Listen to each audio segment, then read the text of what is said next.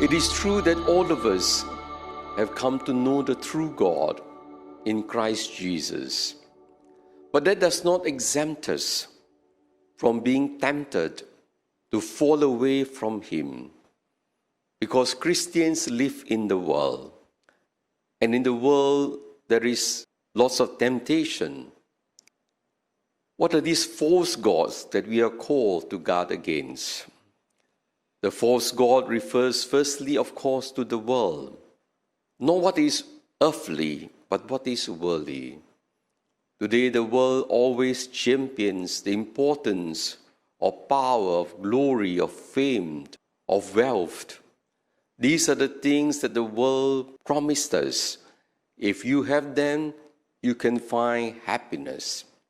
And yet it is important for us, those of us who have been begotten in Christ Jesus, to know that the things of this world is not to say they are bad, but they are means to help us to love, to help us to cultivate authentic relationships, and to help us to feel with those who are suffering.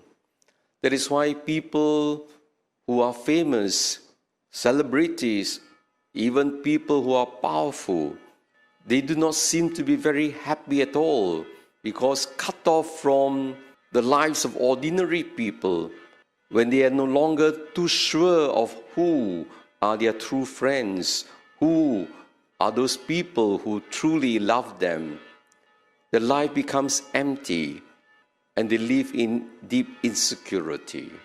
But blessed are those who live ordinary lives, touching ordinary people, living in their midst.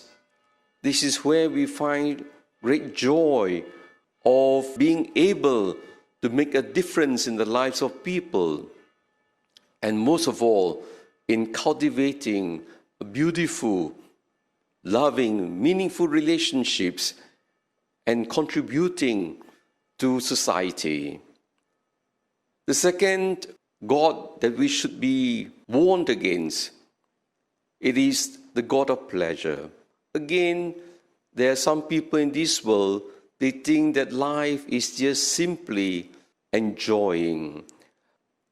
Again, it is not wrong to enjoy the things of this world God has created. But pleasures are not everything in this life. What is even more important is also to remind ourselves that we have a soul, that we have a heart. And unless the soul is satisfied, we will never be able to live life to the fullest.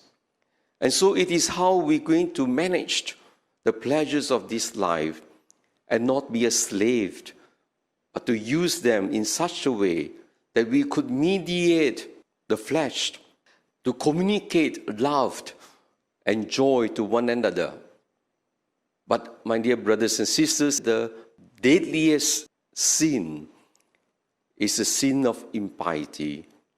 For those of us who have great confidence in ourselves, who think that we can do without God, these are the people who worship science and technology, thinking that all these things can bring them happiness or bring peace in the world. Again, they are misguided. That's why the deadliest sin is the sin of egoism, worshipping ourselves as if we are gods.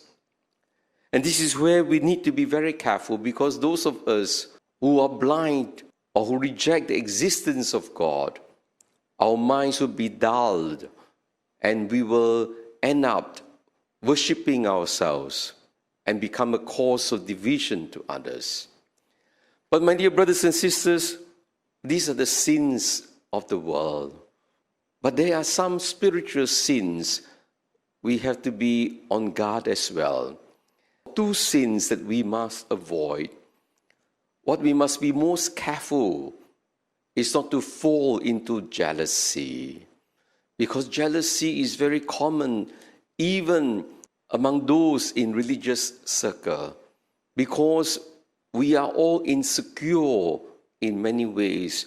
We want to feel that we are better than others, that we are more popular, that we are more appreciated. And so, my dear brothers and sisters, it is very important for us, those of us who are involved in church life, in the community, at the end of the day, we need to be clear. Are we drawing people to Jesus, or are we drawing people to ourselves? When there is competition in church, this is what we call spiritual worldliness.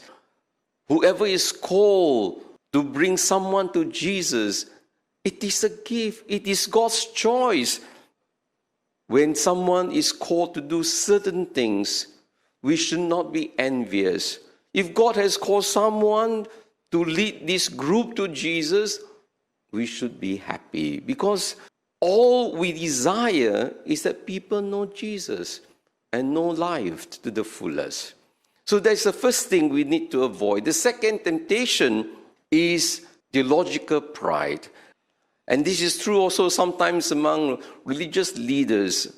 We debate over theological issues, and sometimes we are so absorbed by them that we forget the ultimate purpose of theology, which is to help people to encounter Jesus, to encounter God, and to live life to the fullest. And so, my dear brothers and sisters, let us therefore continue to listen to Jesus, and most of all, let us be begotten in Him. That is the only way we can walk the way of truth, of life, so that we will not fall into the worship of false gods.